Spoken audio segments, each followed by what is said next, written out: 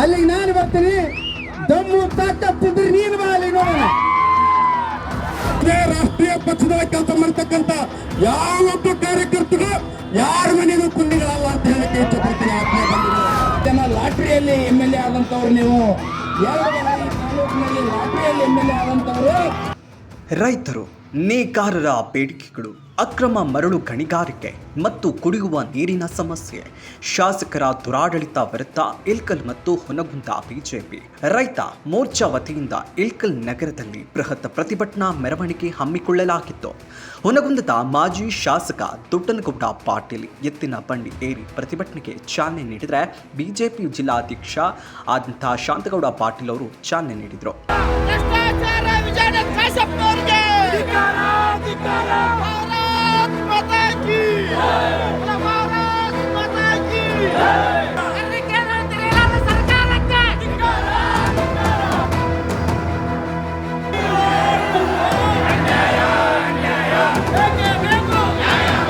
ಇಲ್ಕಲ್ ನಗರದ ಪ್ರಮುಖ ಬೀದಿಗಳಲ್ಲಿ ಹೊರಟ ಪ್ರತಿಭಟನಾ ರ್ಯಾಲಿಯು ರಾಜ್ಯ ಸರ್ಕಾರ ಮತ್ತು ಸ್ಥಳೀಯ ಶಾಸಕರ ವಿರುದ್ಧ ಘೋಷಣೆಗಳನ್ನು ಕೂಗುತ್ತಾ ಖಾಲಿ ಕೊಡಗಳನ್ನು ಹಿಡಿದು ಮಹಿಳೆಯರು ನೀರಿಗಾಗಿ ಘೋಷಣೆ ಕೂಗಿದ್ರು.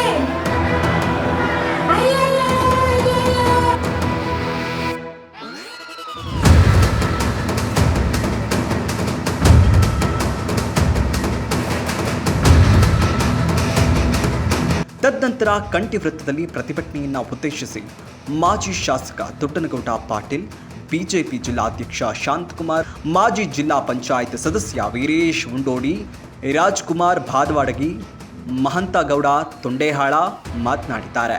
ಬಿಜೆಪಿ ಮುಖಂಡರಾದಂಥ ಅಜ್ಜಪ್ಪ ನಾಡಗೌಡ, ಅಶೋಕ್ ಬಂಡರಕಲ್, ಶೋಭಾ ಆಮದಿಹಾಳ, ಲಕ್ಷ್ಮಣ್ ಗುರುಂ, ಅರವಿಂದ್ ಮಂಗಳೂರ್ ಸೇರಿದಂತೆ ಬಿಜೆಪಿ ಮುಖಂಡರು, ಬಿಜೆಪಿ ಕಾರ್ಯಕರ್ತರು ಸಾವಿರಾರು ಸಂಖ್ಯೆಯಲ್ಲಿ ಭಾಗಿಯಾಗಿದ್ದರು.